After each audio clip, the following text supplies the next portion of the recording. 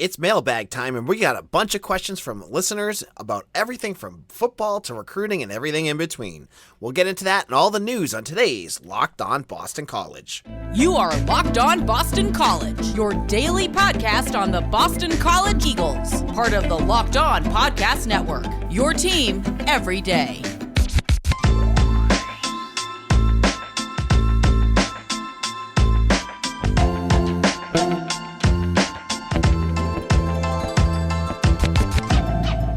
This is Locked On Boston College. I am your host, AJ Black. Happy Friday, everyone. As I said earlier this week, we are starting to do our themes. So we had on Monday, it's Mondays with Mitch. We had Wednesdays, which was Recruiting Wrap-Up Wednesday. Today is Friday Mailbag, and we're going to continue to do this as a consistent feature every single week. And I got a lot of good questions this week on a variety of topics that all of you brought up. First question comes from Cam. How do you see the quarterback position playing out over the next few seasons with Moorhead, Della, Portis, and now Robinson? Who do you think is going to start and when? Excellent question, and I think it's the million-dollar question with BC Sports after Djokovic leaves, right? Who is going to step up? Now, there's some things that we got to process a little bit here, right? Looking at where each player is at. And there's one quarterback out of the group of three that I think has more polish than the other two. And that is Peter Della Portis. I think Peter Della Portis is much more on the path of becoming the everyday starter sooner. But, and this is a huge but here, Emmett Moorhead has a lot of developmental tools too. And he's got a long way to go. I think he's got a long way to go. And he's going to have to show this year in camp that he can do that. Because remember, he jumped past about 3 or 4 quarterbacks last year in his camp. So he was seen as being there, but based off what I saw in those limited starts, he seems still really, really raw. I think Della Portis will be, he's here this year. He'll get a chance to play in that system. But I think he, out of the three, has the most NCAA ready tools. So my guess, if I was a betting man, and I do a little bit on betonline.ag, betonline.net, they changed their name. I go with Della Portis in 2023. That's my guess right now. I think he'll start for 2 or 3 years. My guess, and you'll hate this, but I said it on yesterday's episode, is I would not be surprised if one of these one or multiple quarterbacks end up transferring at different points. That's just the way the game is right now, right? So maybe Moorhead gets overlooked and he ends up in the portal, or maybe Jacoby Robinson realizes that Della Portis is going to be the guy and he ends up. That's just the way college sports are. And so I think that is a possibility as well. So my guess, if I was a betting man, I think Della Portis will be the quarterback of the future, given the guys that are on the roster now. But again, with the caveat that Emmett Moorhead doesn't absolutely blow up during camp. And I haven't heard anything that he's going to be a superstar yet. So going with Della Portis here. But thank you, Cam, for that question. My buddy Eric Hofstas, who we've had on the podcast during the football season, does not believe. He had a question. He goes, AJ, no one actually really eats those chop suey sandwiches that you post about, do they? Now, if you don't know what I'm talking about, here's what I mean. Go to Locked On BC. Head over to my Twitter page. I posted a picture. It looks, when you look at it, this chop suey sandwich, like the most disgusting thing you've ever seen in your life. It looks like vomit on a bun. But what it actually is, and you have to try it to get past what it is, it's literally chop suey that you get at a Chinese restaurant with a little cornstarch and some sauce, chicken on a bun. It is delicious. It's at Salem, Massachusetts Street. There's 3 or 4 Chinese restaurants in Salem. Most of them are on the Salem Willows boardwalk. I'm telling you, I go to a 4th of July party every single year. They get platters of these things, and it's one thing I really, really look forward to. And you're all going to say, and I totally get it, that what's wrong with you, AJ, because they look disgusting. I would never try that. And I get that. But you have to try it to do it. And I don't know how to get you to do that, but I'm telling you, they're delicious, and I will die on that hill. But that was a off-topic question in our mailbag for today. Steven wrote in and said, President's Day has just passed us. Who is on your football Mount Rushmore for Boston College sports? And I love this question, and I've talked about it a little bit, but I've had more time to reflect on who would be my top 4 all-time players in Boston College history. And so my first is obviously Doug Flutie. Doug Flutie, the Heisman Award, doing everything that he did to get BC on the map, the Flutie effect, the magical years he had, beating Alabama, beating Miami, all those, big plays that he made. Doug Flutie's on there. He's an easy one. My second one, I'm going to go with the quarterback again and go with Matt Ryan. Again, kind of the same thing, but not to the level of Doug Flutie. Matt Ryan was a special quarterback who did a lot of things and honestly had one of the best years in BC sports in terms of football. And probably the last one we've seen under the current era of BC sports. So Matt Ryan is my second one.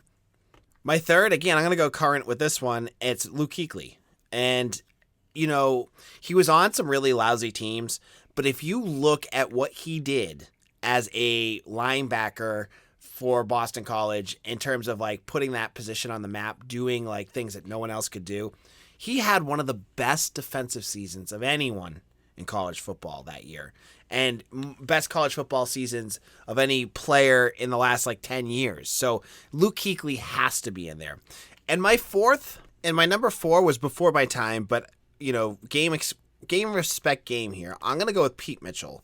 Now, he's the all-time leader in receptions for Boston College with 190. He set an Eagles record with 13 catches when they beat Notre Dame. One of the best tight ends of all time. When you look at what BC was able to put out there, he has to be up there. Now, I struggled with that number 4 spot because there's so many good Boston College offensive linemen, whether you're talking Tom Nalen, Chris Snee, Damian Woody, you name it. There's so many. Anthony Costanzo, Chris Lindstrom. There's a million good. Mark Colombo. I could go on and on and on. There's so many good offensive linemen. They all kind of blend together, and I just couldn't pick one of them. So I struggle with that. But Pete Mitchell, in terms of we're talking dynamic players, he goes to the top. And the other ones I left out, someone like Matthias Kiwanuka. There's some defensive players that I thought were really good as well. You could also go with Willie Green or AJ Dillon. There's some other ones, but those are my 4. So I'm going to go with Matt Ryan, Doug Flutie, Luke Kuechly, and Pete Mitchell. Those are my top 4. So I don't know if you agree with me, but you can always leave that on Locked On BC's Twitter page. Now in a moment, I'm going to answer a few more questions, including ones on the March Madness is only a few weeks away. That means you need to start thinking now about where you're going to be running your brackets this year. Are you going for the usual or are you looking for the best? We've done our homework here at Locked On and we're running brackets with RunYourPool.com. Along with standard brackets, RunYourPool offers game types like Survivor or Pick X. They have options to edit scoring and they offer more intel to make your picks. All stuff you won't find at ESPN or CBS. If you've got a business, RunYourPool can help you take some of that madness magic and play alongside your employees or even gain customers. Plus, they offer full white glove customer support, custom branding, and one of the easiest 3-minute setups you'll ever find. Clearly, we believe RunYourPool because, like I said, we're running our brackets there ourselves. There's no truer test than that. If you want to play against us for a shot at a cash prize, join us at runyourpool.com/lockedon. And while you're there, create your own pool for your friends and family. Enter Pure Madness at checkout for $10 off your custom pool. All the rules and details will be available there. That's runyourpool.com/lockedon for your chance to win a cash prize. We look forward to seeing and beating you there. This is Locked On Boston College, AJ Black. For those of you out there that have already liked our YouTube page and have subscribed, I want to thank each and every one of you. We went over 205 subscribers this week, a big jump, and that's thanks to all of you. And if you haven't done so already, I'd love to get up to 300 soon. That would be such a big deal for me. So if you go to youtube.com, type in Locked On Boston College, and hit subscribe. You can also just sign up for a YouTube account. They're free. They don't bug you with tons of spam, I promise. Do that. It'll help the podcast tremendously, and I thank you if you do that. Thank you. Now we're back to our reader mailbag. And someone asked a specific type of question that I was kind of interested in trying out. And this is something we can continue doing in other episodes because I've seen this on other shows and I love it. It's called buy or sell. And basically what you're going to do is give me two options and I'm going to buy on one and sell on the other. And this one's a painful one. It's buy or sell Frank Spazzioni or Steve Adazio. And that is a question that is really tough because I look at both and they both have their likable parts, I guess, and parts that you just can't stand. For Spazzioni, as bad as he was a nice guy. He was also, a longtime Boston College assistant. He was through all the thick and thin. He had all that piece with them. That being said, he was way worse a head coach than Steve Adazio. I mean, Adazio was, his game plans were terrible, but he would win some games. Spaz couldn't even do that. Spaz couldn't recruit. Adazio could recruit a little better than that. So it depends. If you're going for guy I'd want to be in a press room with, I'd go with Frank Spazzioni every day of the year. If you're going for the health of the program, neither of these guys. But if I had to pick with a gun to my head, I'm going with Steve Adazio on this one. Just because, he topped out at 6-6, but I think Spazzioni, if you kept him there, would have bottomed this program out way worse. So I'm going to buy on Steve Adazio and sell on Frank Spazzioni. So if you have another one of those types of questions, this or this, you can ask me anything. I would do a buy and sell with you because I like that question. So thank you for sending that over to me. Bobcat Dan asked me on Twitter, and this is going to lead into our next conversation, about women's basketball who lost to Florida State on Thursday. Now, this was a big loss. This is a painful one for BC women's sports because BC was 19-10, and they're sitting squarely on the bubble right now. Basically, all BC needed to do in this game was win, and they would be in for that tournament, and they still lost.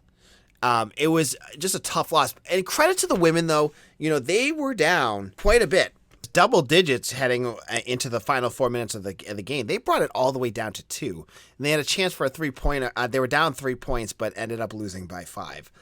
That being said, you're not going to get into tournaments, losing close games. It doesn't matter, and especially against another bubble team. So what you got to hope for here, you need to hope Florida State loses their next game. I think they got NC State next, which is good luck. But you need to hope some of these bubble teams lose, and on top of that, you don't want surprise auto bids in some of the smaller conferences. So you got to keep an eye on that. You don't want to see a ton of auto bids go to a team that is a surprise for like a one team conference, because if there's a team that's really good, so per se in the A10, Dayton is the number 1 team right now for women's, and they would get it. They're going to get in. But if they lose the A10, they're going to get in, and then whoever beats them will get an auto bid. So that could be bad for BC. So will they make it? It's going to be tight. It's going to be really tight. Now, Lachina Robinson, a women's basketball analyst, said to Kelly Gramlich of the ACC Network, "To me, BC women's basketball is still an NCAA tournament team." This one would, and then Kelly says this would have helped them big time, but I'm with Lachina. I think they have done enough, but we'll have to wait until March 13th to find out. That's the worst part of this, right? Is that BC loses, and now they have to wait, 10 days to find out if they're going to make the tournament or not. It just seems like a lifetime that they're going to have to wait for this. So that's a great question, and I if I'm a betting man, I'm going to say they're going to get in. I'm not very confident on this one. This seems like it's a 50-50 chance, but I'm going to stay positive on this and say that BC gets into the tournament. And this will be the first time that women's basketball has made the NCAA tournament since 2006, which is when, right around when I graduated from Boston College, which is ages ago. I think it was when Caroline Swartz was there. But that would be a big accomplishment for Joanna McNamee and that squad.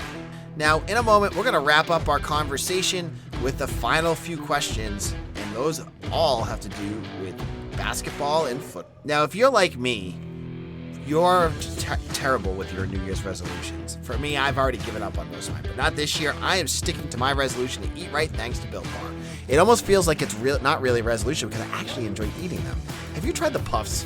If you haven't, you're missing out on one of the best Built Bars products they've ever come out with. It's a protein-infused marshmallow. They're fluffy, they're marshmallowy, and they're just delicious. They have some great flavors too, including the cinnamony churro, coconut marshmallow, and banana cream pie. So good, so yummy, and 100% covered in chocolate. They're low-calorie, high-protein, and you can replace your candy bars with it. They're that good. Now head on over to Built.com. You can see some of the options you have, including some limited-time flavors, but also the mint brownie, coconut almond, and new this month, the white chocolate cookies and cream.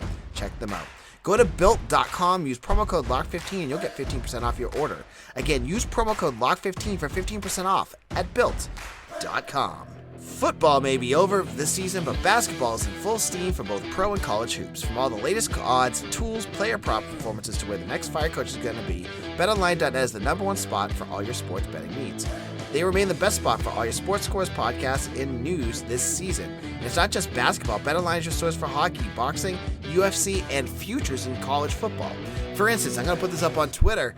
They have the future odds for the Heisman, and sitting at plus 6,600 is Phil Dracovic. So, layman's terms, if you're not someone who has used a site like BetOnline, for that kind of odds, if you put down $5 on Phil Dracovic winning the Heisman next year, and he wins, you would get $330. If you put a 20 spot on Phil Dracovic, my math's not good, but I'm pretty sure that's over $1,000. So, if you're feeling confident Phil Dracovic is going to win the Heisman, head on over to BetOnline. Their website is easy to use, and they have a nice mobile interface that is easy to find your action that you're looking for. So head on over to BetOnline, where the game starts. This is Locked On Boston College, AJ Black. For all of you that have listened all week, thank you. We are having record-setting growth here at Locked On Boston College, and it's all because of you. You guys keep hitting play button, and it blows my mind every time you do. I appreciate all of you, and I'm glad that you've made Locked On Boston College your first listen every single morning. So we've been doing a mailbag, and there was so much mailbag stuff that I don't even have time to get to, but I picked a whole bunch of different questions. So I can't even say this guy's Twitter handle because he got angry at ECU fans during the Military Bowl, which I don't blame him because they were kind of obnoxious. But his Twitter name is Abe Ataya's fan club, and he's a great fan of this show. And thank you, Abe. I know you're out there probably listening, and I know that's not your name, but he wanted to know, what is it going to take to get the student fans back into college basketball at Boston College? Now, I watched a bunch of different games in the last couple of weeks. I mean, all year, other than the Duke game. The student section is mostly dead, right? And the big question is, how do you get them back? And you can do promotions, you can give away tickets. That ain't going to matter, because there's a million different sources of entertainment out there for anyone that are better than watching a team lose. But what Boston College basketball did this year is going to plant seeds for that revival for Boston College basketball in the future. And that is winning basketball games. You win, you put a good product on that court, and BC fans will show back up. They will come back. And I think the buzz is starting to hit that, that BC looks like they have something with Earl Grant. That he is different than Steve Donahue and Jim Christian and all those dead years of no one being there because the product was terrible to watch. The product is getting better. It's not there yet because BC clearly does not have shooters yet, but it's going to get better and people can start to see that. Next up is to start performing on the field. On the court. When you do that, that's when fans will show up. The minute Boston College can beat a top 25 team, I'm telling you, the next game, the fans will be back. It's been so long since they've done it, and done it not in the midst of a season that's terrible. Because we saw BC beat Duke, we've seen BC beat Syracuse, but those are all in the midst of seasons that were terrible. So if BC can build and do more to get the product to be more consistent. And I told you during the recruiting show, Armani Mighty, Donald Hand, Prince Aligby, and Chaz Kelly are all coming in, and these four are I'm going to say it right now, the most exciting recruiting class Boston College has brought in years. I can't remember the last time, and it was probably the Steve Donahue years when they had like Dennis Clifford, and I think it was Ryan Anderson that year. This class has a chance to break through. Now you do that. and I'm assuming BC's going to lose a player or two, and that's totally fine to the transfer portal at the end of this year. That'll give Earl Grant the chance to bring in another shooter or bring in what they need. And next year could be fun. And that brings us to our final question about basketball, which comes from our good friend, Stay Blessed. Stay Blessed is one of our premium users. He asked us on the Discord channel. He wanted to know, what are the realistic expectations for BC basketball next year? Should they be a top 5 team in the ACC? Now, this year, Boston College, last I checked, were 11th in the conference. Still not the bottom, but still, they're hovering around near there, and that's kind of where their expectations are. Could they jump 6 spots with losing Mekhi Ashton-Langford, Brevin Galloway, and James Karnick? I think they can. I do, because if you're gonna rank, the losses here, the biggest loss BC is gonna get this year, I think, in terms of losing talent, is, and I would have never said this before the season, was James Karnick. James Karnick was excellent this year. He had some really big games. He was consistent. He played a whole different game, and that's credit to him and it's credit to the staff, than he had played all last year. And they're going to miss him. Now, they have Quentin Post to go there, but having the Twin Towers was a big thing for BC. And I think losing him is a big deal. But no offense to Brevin Galloway, I don't think he's going to be missed all that much. They were saying it last night. Earl Grant says he's playing on a leg and a half, and you can see it. He's struggling with his jump shot. He's struggling with his 3, and that's why he was shooting so poorly. Mekhi Ashton-Langford, I love him. I think he's a scrappy player, but I think that you can improve at that position as well. And that's not a knock on him. So could they jump 6 spots? You're infusing all this talent. If they get a transfer or two to complement and get some veterans to go around them, to go with Post, to go with DeMar Langford, you add a few other names, a shooter or a big to go with that, you're in good shape. I think they could go top 5. I don't think I'd bet on it. I'm still thinking 5 is really being positive, because you remember Wake Forest was like, you read their fans and they should be, they're like drooling all over themselves, and they're a 4 seed. So will Boston College be so good that they're going to be drooling all over themselves? I don't think so. So 6 or 7 is where I think they'll be next year. And now again, that's a step in the right direction. It'll get them into the conversation for some fun stuff, maybe a bubble team, but they got some work to do. So I think 5's a little ambitious. 6 and 7 is probably more realistic of where they're going to be. Now, did you enjoy this mailbag conversation? There wasn't a whole lot of news other than BC women's losing, so I thought this was a fun thing to do, especially when we hit off season, when there's not a ton of news to go over. We can answer questions. I'll continue to. I have some other ideas of different kind of questions that we can ask, and I'll pose them on Twitter so that you guys can ask me some questions that aren't just regular ones like the buy or sell that we did. Now, if you enjoy this, the best way to help us is to go onto YouTube, hit that subscribe button, and like some of our videos. It really does make a big difference. And the other thing you could do is tell a friend about Locked On Boston College. Let them know about this. We're going to have Mitch Wolf back on with us on Monday. There's going to be so much combine stuff that we're going to talk about with Alec Lindstrom, Zion Johnson, and Isaiah Graham Mobley all performing this weekend. You're going to hear about their results and what Mitch thinks about them and their draft chances. Thank you all for listening. Make sure to follow me on Twitter at AJBlack_BC. Take care, everyone, and have a tremendous weekend. See you soon.